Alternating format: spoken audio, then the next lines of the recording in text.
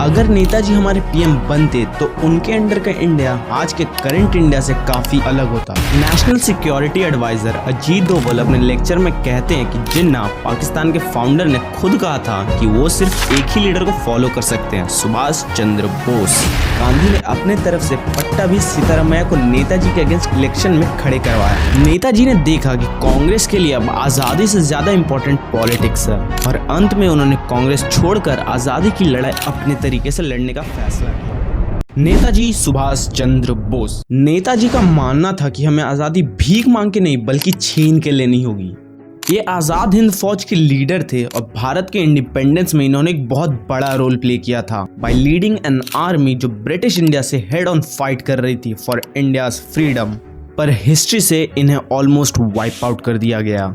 और अगर नेताजी हमारे पीएम बनते तो उनके अंडर का इंडिया आज के करंट इंडिया से काफी अलग होता, जिसमें से सबसे बड़ा डिफरेंस होता अनपार्टीशन्ड अनडिवाइडेड इंडिया। और सिर्फ बांग्लादेश और पाकिस्तान ही नहीं बल्कि म्यांमार भी इंडिया का पार्ट होता।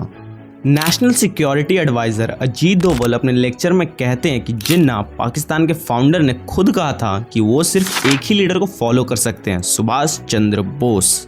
और देखा जाए तो मुस्लिम लीग ने पाकिस्तान का डिमांड 1940 से करना शुरू किया और तब तक नेताजी ऑलरेडी कांग्रेस छोड़ चुके थे। और नेताजी का कांग्रेस छोड़ने के सबसे बड़े रीजन थे गांधी। और अगर गांधी ने पॉलिटिक्स की जगह देश की आज़ादी के बारे में सोचा होता तो आज भारत के इतने टुकड़े ना हुए होते।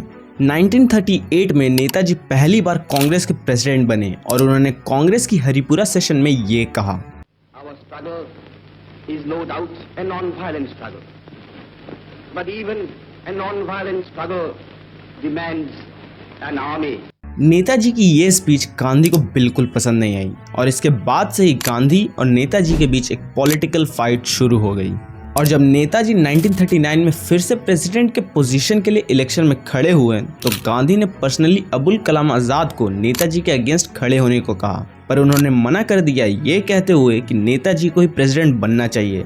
फिर उनको हटा के गांधी ने अपने तरफ से पट्टा भी सीतारामैया को नेताजी के अगेंस्ट इलेक्शन में खड़े करवाया।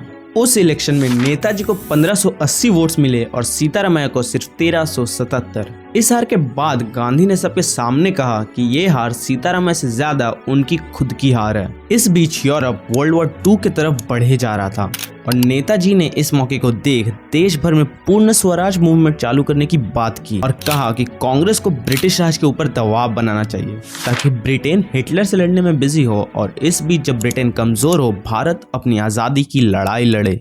पर गांधी ने नेताजी के साथ खड़े होने से साफ इनकार कर दिया। उनका कहना था कि हमें अपने दुश्मन पर तब हमला नहीं करना चाहिए जब वो कमजोर हो। भले ही उन्होंने 2 सेंचुरीज तक भारतीयों का, भारत की इकोनॉमी का और भारत के कल्चर का कत्ले आम ही क्यों ना किया हो। इनफैक्ट गांधी ने तो इंडियन ट्रूप्स को वर्ल्ड वॉर 2 में ब्रिटिश के तरफ से लड़ने के लिए भेज दिया था, पर उनसे ये नहीं सहन हो पाया कि कोई इंडियन इंडिया के लिए यही सेम चीज करे। नेताजी ने देखा कि कांग्रेस के लिए अब आज़ादी से ज़्यादा इम्पोर्टेंट पॉलिटिक्स है और अंत में उन्होंने कांग्रेस छोड़कर आज़ादी की लड़ाई अपने तरीके से लड़ने का फैसला किया। अगर नेताजी को गांधी और कांग्रेस का सपोर्ट मिला होता तो हमें एक अनडिवाइडेड इंडिया मिलता, जिसका मतलब है नो कश्मीर इशू, और कश्मीर कब का एक वर्ल्ड पॉपुलर टूरिस्ट डेस्टिनेशन बन गया होता। इसी के साथ साथ भारत के फॉरेन रिलेशंस भी काफी स्ट्रांग होते। आफ्टर ऑल नेताजी को जियोपॉलिटिक्स और नेगोशिएशंस की काफी अच्छी समझ थी, जिसका प्राइम एग्जांपल है उनकी नाजीज के साथ मीटिंग। नेताजी ने नाजी से 3 से 4 हजार इंडियन प्रिजनर्स ऑफ वॉर को रिलीज करवाया, वो सेम सोल्जर्स जिन्हें गांधी ने ब्रिटिश की तरफ से लड़ने भेज दिया था, पर उनके पकड़े जाने पर छुड़वाने भी नहीं गए। और अगर नेताजी हमारे पीएम बनते तो आज जो हम पर चाइना का इतना बड़ा खतरा मंडरा रहा है वो एग्जिस्ट ही नहीं करता, क्योंकि इतने बड़े भारत और एक कॉम्पिटेंट लीडर के साथ भारत की मिलिट्री पूरे साउथ एशिया में स्ट्रॉन्गेस्ट होती, क्योंकि नेताजी मिलिट्री की इंपॉर्टेंस समझते थे, अनलाइक नेहरू जो कि इंडियन आर्मी को ही डिसबैंड करना चाहते थे। उन्होंने तो अक्साई रीजन भी चाइना को दे दिया, यूएन की परमानेंट सीट भी चाइना को दे दी। खैर नेहरू पे तो एक अलग वीडियो में आएंगे, उसके लिए सब्सक्राइब कर लेना।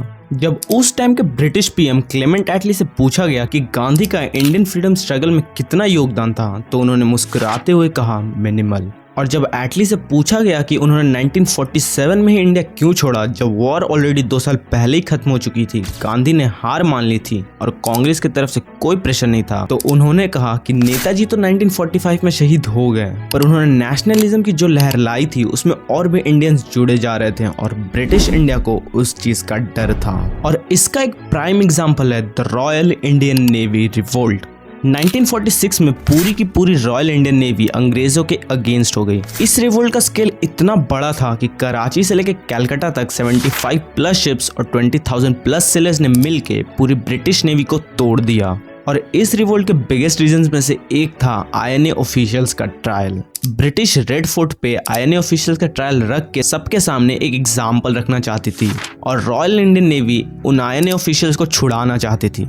और इस रिवोल्ट के शुरू होने के ठीक बाद क्लेमेंट एटली ने इंडिया में एक कैबिनेट मिशन भेजा ताकि इंडिया में पावर और भी ज्यादा जल्दी से ट्रांसफर हो। और इस पावर को खुद हथियाने के लिए कांग्रेस ने इंडियन नेवी रिवोल्ट को सपोर्ट करने की जगह उसे सप्रेस कर दिया।